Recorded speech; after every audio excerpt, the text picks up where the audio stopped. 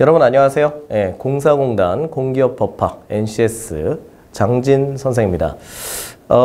저랑 오늘 잠깐 보실 거는요. 이 칠판에 보시는 것처럼 우리 공기업 NCS 법학에 대해서 어떻게 접근하실 건지에 대해서 말씀을 좀 드리고자 합니다. 그리고 이제 교재도 좀 설명을 드리고요. 여러분이 최단 시간을 투자해서 최대 효과를 노릴 수 있게 하는 방법에 대해서 좀 말씀을 드릴 거고요.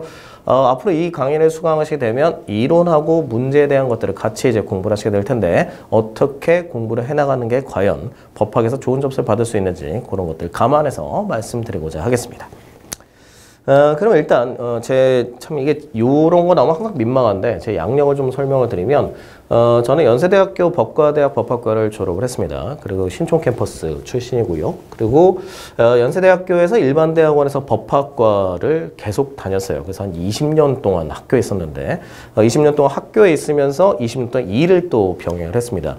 그래서 여기 보시는 것처럼 이제 일반대학원 법학과를 졸업했고요. 법학 석사를 했고요. 그리고 박사 수료까지 마쳤습니다. 그래서 이제 가방끈만 되게 길고요. 그리고 그 틈새에 또 중앙대학교 법학전문대학원을 또 졸업을 했습니다. 그래서 석사를 본의 아니게 2개를 가지게 됐습니다. 그래서 일반대학원 법학석사 그리고 전문대학원 법학석사 2개를 가지고 있습니다. 그리고 현재는 제가 여기 보시는 것처럼 이제 위포트에서 전공필기 공기업 NCS 법학을 맡고 있고요. 그다음 연세대학교 법학연구원의 연구원으로 현재 지금 등록이 되어 있습니다. 그리고 여러분이 아시다시피 이제 메가로스쿨에서 추리논증 법학 면접 자기소개서를 제가 강의를 하고 있고요. 그다음 한국교육개발원 학점은행 전임교수를 또 맡고 있습니다. 그리고 맨 밑에 에듀윌에서 이제 법원검찰 형법 대표 교수로 재직 중입니다. 제가 이전에 이런 그 학원 쪽 일을 하기 전에는 법무부에 있었습니다. 그래서 법무부의 법무심의관실에서 법령심의, 법령 개정안을 담당하는 일이 제 일이었고요. 그때 이제 질서행위 위반법이라든지 또는 민법 또는 이제 형사 관련법 그리고 상사 관련법 이런 것들을 다 이제 제가 접하고 법령 개정에 참여했고요. 제일 많이 관여했던 거는 제가 주택임대차보호법이랑 상가건물임대차보호법 개정안에 전적으로 관여를 했고 민법개정위원회 전문위원이었기 때문에 민법개정위원회에서 이제 민법 개정안을 만들 때 거기 매번 이제 참석해서 의견을 개진하고 거기에서 이제 같이 일을 했었습니다. 그래서 20여 년 넘게 그냥 법학만 해서 사실 뭐 그렇게 딱히 재밌는 사람은 아니고요. 그래서 이제 뭐 법 말고는 딱히 뭐 하는 게 없어서 그래서 여러분하고는 이제 법의 전반에 대해서 처음부터까지 신나게 좀 토론을 해볼 수 있을 것 같아요. 사실 이게 스튜디오 강의가 아니고 뭐 실강이거나 그러면 여러분하고 이제 대화도 막 하고 이렇게 할 텐데 좀 아쉽게도 이게 실강의가 아닌 관계로 그래서 여러분하고 이제 주거니 받거니를 못하는 게 조금 아쉽긴 합니다. 하지만 최대한 제가 여러분이 앞에 계시다고 생각을 하고 강의를 진행할 테니까 그렇게 생각해 주시면 되게 감사하겠습니다. 자, 그러면 이제 저랑 같이 공부하실 이 공사공단 전공법학대비 NCS 이거 어떻게 할 것이냐. NCS 문제들하고 공사공단 문제를 다 분석을 해본 결과 첫 번째로 참 난해한 거는 문제의 명확성이 좀 떨어진다는 점이 좀 있어요. 이게 법학 전문가들이 과연 출제했는가라는 약간의 의심이 좀 들 수는 있습니다. 하지만 이제 문제 자체가 그렇게 나쁘진 않아요. 나쁘진 않고 그리고 더 중요한 건 답을 골라내는데 큰 어려움이 있지는 않습니다. 근데 특히 이제 이 법학을 하신 분들 중에 또 이제 대학에서 법학을 전공하신 분들이나 또는 법학 과목을 수강하신 분들 입장에서 보면 학교에서 배웠던 내용과 약간 상충되는 면도 좀 있어요. 학교에서 교수님들이 굉장히 강조하셨던 판례들이 나오지 않고 또 어떤 것들은 이론에 대한 게 갑자기 툭 튀어나오고 근데 이론에 대한 것들은 사실 바라보는 사람과 관점이 조금씩 다르기 때문에 상당히 난해한 점이 좀 있습니다. 하지만 객관식 문제는 특징이 있어요. 객관식 문제는 상대적인 정답을 골라내는 게 관건입니다. 그렇기 때문에 객관식 문제를 푸시면서 얘도 맞는 것 같고 쟤도 맞는 것 같다. 그럼 골라내셔야 돼요. 그 작업을 저랑 같이 진행을 좀 하셔야 되겠습니다.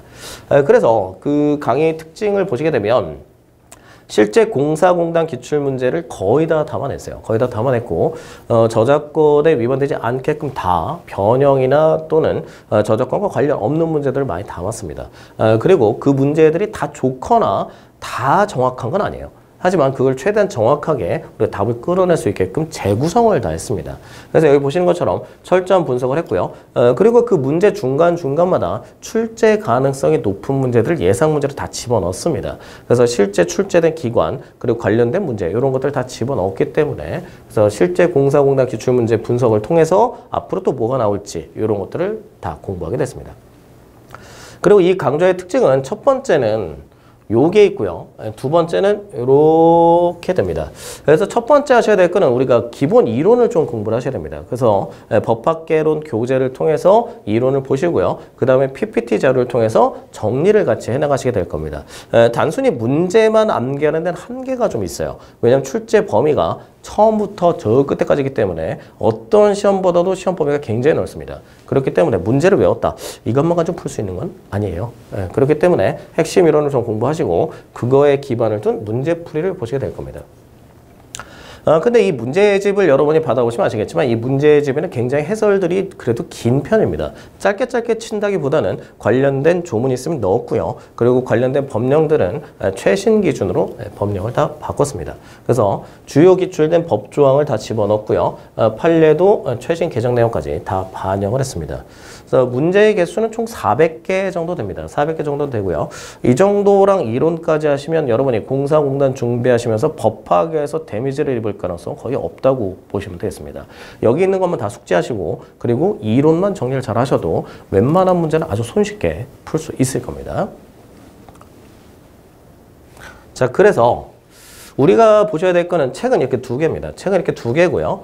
첫 번째로 보실 책은 이 법학개론책입니다. 이 법학개론책의 서문에 보시면 또 제 이름이 나와 있고요. 요건 이제 로스쿨 계신 교수님들하고 법대에 계신 교수님들이 같이 저술하신 공저의 책이 됩니다. 전국적으로 가장 많이 팔리고 있는 법학개론 중에 하나고요. 그래서 이 법학개론책에 있는 내용을 저랑 PPT 작업을 통해서 정확하게 좀 이해하시게 됩니다. 그래서 여기서 이해를 좀 하셔야 돼요. 법의를 이해하고 여기에 따라서 좀 정리를 하셔야 됩니다. 자, 근데 이 정리를 요렇게 같이 하시게 될 거예요. 자, 여기는 위너스 공사공단 법학 제가 이번에 써낸 책인데요. 여기 한 400여 문제가 들어있는데 여기 있는 이론을 이해하고 거기에 정리하고 그 정리된 걸 바탕으로 여기 있는 내용들을 여러분이 같이 정리를 해 나가셔야 됩니다. 이 정리함과 동시에 마지막 단계에선 우리가 어느 정도 암기가 좀 필요하다는 거죠. 간단한 것들은 좀 외워주긴 해야 돼요. 그렇기 때문에 그런 것들 감안하시면 되겠고요. 자, 이쪽에 잠깐 보시면요. 가장 출제가 많이 되는 쪽은 사실 이쪽입니다. 그래서 이쪽이 지금 법의 기초이론도 생각보다 출제가 좀 많이 되고 있고요. 그 다음에 헌법, 행정법, 형법까지 여기까지가 이제 공법 계통인데 이 공법 계통 출제 빈도가 상당히 높습니다. 그 중에서도 헌법에 대해서는 상당히 출제되는 부분이 아주 집약적으로 있다는 것도 확인하실 필요가 있고요. 그리고 행정법하고 형법은 약간 기계적으로 출제되는 면이 있습니다.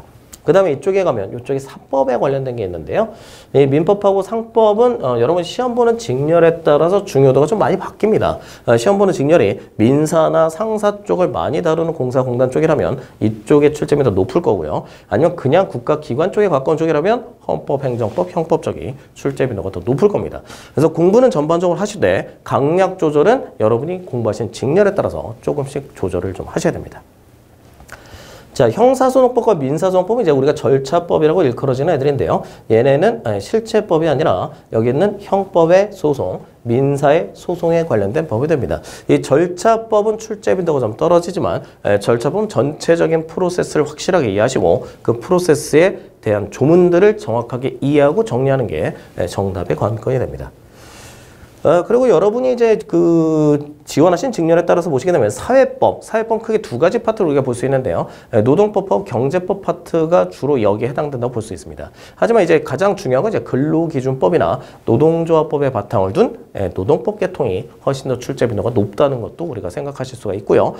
그리고 지원한 직렬에 따라서는 사회보장법, 즉 연금에 관련된 법들도 가끔 출제가 되기 때문에 이 부분도 중요하게 생각을 해 두셔야 되겠습니다. 자, 이렇게 해서 공부를 하시게 되면 이런 것들에 대한 내용을 여기 있는 핵심 이론, 법학개론 책과 그리고 추가로 주어지는 이제 PPT 자료가 있어요. 그리고 자료를 통해서 확실하게 숙지를 좀 하셔야 되겠습니다. 그래서 숙지를 하시고 정리를 하신 다음에 정리한 걸 문제풀이를 통해서 우리가 암기하는 것도 우리가 해야 될 일 중에 하나입니다. 자, 이 단계를 거치시게 되면요. 우리는 이렇게 됩니다. 본강에서 만나시게 되겠죠. 그래서 오리엔테이션은 원래 짧고 굵게 하는 게 여러분의 정신건강과 저의 정신건강에 가장 좋습니다. 오리엔테이션을 지지부진하게 길게 끄는 거는 사실 힘들어요.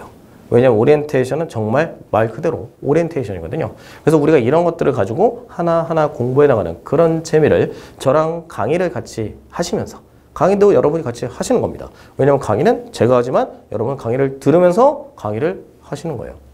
서로 주거니 받거니 하는 그런 쌍방향 커뮤니케이션이 가장 중요하기 때문에 물론 우리는 화면상으로 만나긴 하지만 화면상이지만 화면상이 아닌 것처럼 우리가 늘 얼굴을 대면하면서 공부해 나가고 여러분이 원하는 직장에 한 번에 딱 합격하시는 게 제가 가장 원하는 그런 길이 되겠습니다.